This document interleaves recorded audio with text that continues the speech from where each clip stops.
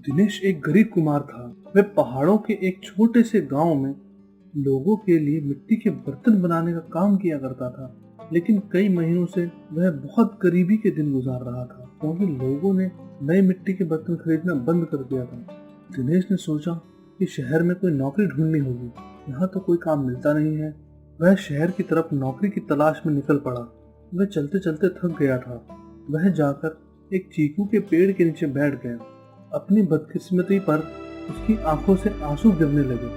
उसके आंसू की कुछ बूंदें पेड़ की जड़ों में जाकर गिर पड़ी। अचानक पेड़ की जादुई आवाज आई, कोई है जो मुझे एक बूंद पानी पिला सकता है। किसी के खांसने की आवाज आई। उसने उठकर इधर उधर देखा, कोई दिखाई नहीं पड़ा। वह झट से गया और पास में बहने वाली नदी से पानी लेकर आया और पेड़ की जड़ों में डाल दिया। जड़ में पानी पहुंचते ही, तुमने मुझे पानी पिलाकर मेरी जान बचाई है, मैं तुमसे बहुत खुश हूँ। इस पेड़ के नीचे एक गड्ढा है, उसमें कुछ चीकू के बीज हैं, उन्हें अपने साथ ले जाओ और अपने आंगन में लगा दो। वह तुम्हें वो सब कुछ देंगे जो तुम्हें चाहिए, लेकिन आज के बाद कभी आंसू मत बहाना। दिनेश ने जाकर देखा तो पेड़ के नीचे सचमुच गड्ढे में कुछ बीज थे। उसने उन्हें उठा लिया। बहुत बहुत शुक्रिया, पर आप कौन हैं और मुझ पर मेहरबानी करने का क्या कारण है? मैं इसी पेड़ की जड़ में रहता हूँ। 2 दिन पहले कुछ लोग ने पेड़ काटने का प्रयास किया था। उस समय से मैं बेसुध था। अभी बहुत प्यास लगी थी, इसीलिए तुम्हें आवाज दी थी। ठीक है, मैं तो घर से नौकरी की तलाश में निकला था, अब तुम्हारी ही नौकरी सही। घर आकर आंगन के एक कोने में उसने बीज लगा दिया। सुबह जब सोकर उठा तो वहाँ एक चीकू का पेड़ उग गया था।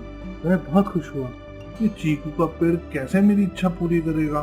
तभी उसने देखा पेड़ के कुछ डालियों पर छोटे छोटे चीकू लगे हुए हैं। एक चीकू नीचे गिरा था। उसने चीकू को तोड़कर देखा तो उस चीकू का बीज सोने का था। वह हैरान हो गया। वह पेड़ पर चढ़कर चीकू तोड़ने की सोच रहा था, तभी पेड़ से आवाज आई, दिनेश थोड़ा सब्र करो, जो चीकू नीचे गिरे वही उठाना, थोड़ा थोड़ा करके बाजार में बेच देना। इस पेड़ की जितनी अच्छी देखभाल करोगे उतने ही ज्यादा फल तुम्हें मिलेंगे। ध्यान रखना, ये बात किसी को पता नहीं चलनी चाहिए। उसने पेड़ में पानी डाल दिया, फिर जाकर बाहर बैठ गया। उसी समय उसका एक पड़ोसी मोहन आ गया। उसने जैसे ही उसे देखा, अरे दिनेश, तुम तो कल शहर में कमाने के लिए गए थे, इतनी जल्दी कैसे लौट आए? हाँ गया तो था, पर रास्ते में ही कुछ तबीयत खराब होने लगी तो वापस आ गया। अरे तबीयत खराब थी तो डॉक्टर को दिखा लिया होता। मोहन चुपचाप चला गया, लेकिन सारे गांव में इस खबर का ढिंढोरा पीट दिया कि दिनेश वापस आ गया। अब चलकर यही गांव में कोई काम ढूंढता हूँ। उसने जाकर उस दिन खेत में काम किया। शाम को घर आने के बाद पेड़ के पास आया तो कुछ चीकू नीचे गिरे थे। दिनेश ने चीकू उठाकर जल्दी से फाड़ा। अरे इन चीकू में भी बीज नहीं, सोना है। वह तभी सोना लेकर बाजार गया और उसे बेच दिया। उसको उम्मीद से ज्यादा ही पैसे मिले।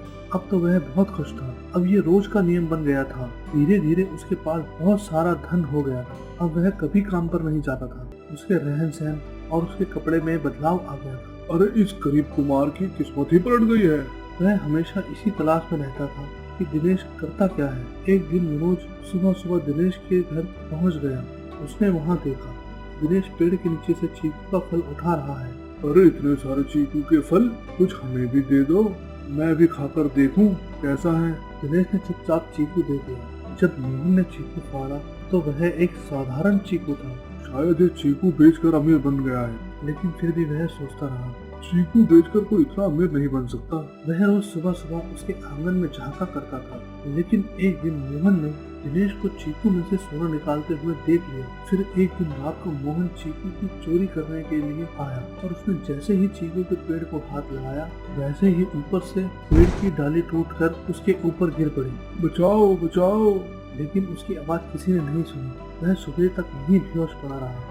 जब दिनेश सुबह उठकर आंगन में गया तो मोहन को इस हालत में देखकर, अरे तुम यहाँ कैसे आए?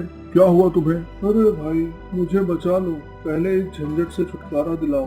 पता नहीं ये डालियाँ कैसे मेरे ऊपर गिर गई। मैं तो सिर्फ एक चीकू तोड़ने आया था।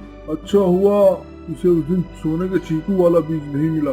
दिनेश ने फिर उसके ऊपर से सारी लकड़ियाँ हटाई और वो वहाँ से सिर झुकाकर चला जाता है। अरे बाप रे, अब मैं इसके घर की तरफ झांकूंगा भी नहीं तो इस पेड़ ने मुझे मार ही डाला था। उसके जाने के बाद दिनेश बोला, अब मुझे भी थोड़ी जमीन खरीद लेनी चाहिए। कितने दिनों तक दूसरे की यहाँ मजदूरी करूँगा। एक दिन वह पैदल ही उसी पेड़ के पास जंगल में चल गया। आपने तो मेरी जिंदगी ही बदल दी।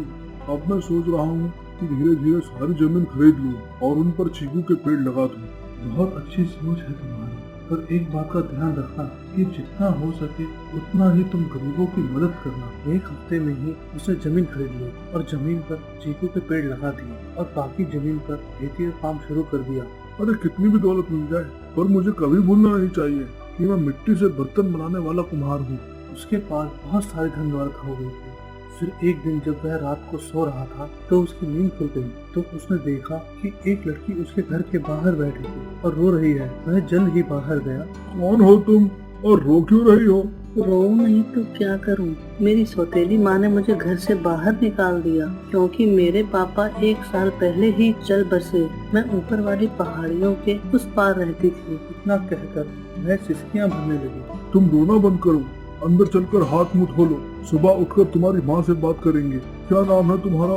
मेरा नाम चंचल है, लेकिन अब अपने घर नहीं जाना चाहती। अच्छा पहले चलो तो कल सुबह मुखिया जी से बात का फैसला करेंगे। चंचल चुपचाप उसके पीछे पीछे चली जाती है। सुबह ही दिनेश गांव के मुखिया जी के पास जाकर मुखिया जी को चंचल के बारे में सब कुछ बताता है। ठीक है, उसको लेकर आओ, मैं उससे मालूम करूंगा। दिनेश घर आकर चंचल चलो, मुखिया जी के पास जाना है। दोनों वहाँ जाते हैं। मुखिया चंचल से कहता है, तुम अपने घर चली जाओ बेटी, तुम्हारी माँ ने गुस्से में आकर तुम्हें घर से निकाल दिया होगा। मेरी माँ ने कहा है अगर मैं घर लौट कर गई तो मेरी माँ मुझे जान से मार कर मुझे जंगल में चीकू के पेड़ के नीचे दफना देगी। इसीलिए मैं घर नहीं जाना चाहती। कृपया मुझे यहीं रहने दो। चीकू के पेड़ का नाम सुनते ही दिनेश समझ गया कि उसी चीकू के पेड़ के बारे में बात हो रही है। तुम्हारी माँ की तो पुलिस में रिपोर्ट करवानी होगी, लेकिन तुम तब तक कहाँ रहोगी? मुखिया जी, अगर आपकी इजाजत हो तो मैं इस लड़की से शादी करना चाहता हूँ। अरे वाह, इससे अच्छा क्या होगा दिनेश, लेकिन इससे पहले तुम्हें इसके गांव जाकर इसके बारे में सब पता करना होगा। मुखिया जी, तब तक आप इसे अपने घर में ही रख लीजिए, मैं आज ही जाकर पता लगाता हूँ। दिनेश चंचल के बताए पते पर जाकर पूछताछ करता है तो सारी बातें सही निकलती हैं। हाँ भाई, अच्छा हुआ चंचल गांव छोड़कर चली गई, वरना उसकी माँ चंचल को जान से मार देती। दिनेश वापस आकर मुखिया जी को सारी बातें बताता है। ठीक है, तुम शादी की तैयारी करो, कल तुम्हारी शादी होगी और मैं खुद कन्यादान करूंगा। मुखिया जी, बस एक जीवन साथी की कमी थी, वो भी पूरी हो गई। उनकी शादी हो गई, दोनों बहुत खुश थे। फिर दिनेश ने गरीबों के लिए हॉस्पिटल और बहुत से कुएं खुदवाए। अब वह दिनेश सेठ के नाम से मशहूर हो गया था। हेलो दोस्तों, हमारे नेक्स्ट वीडियो के लिए हमारे बीबी टून्स चैनल को सब्सक्राइब करें और बेल आइकन भी दबाएं। धन्यवाद, बाय बाय।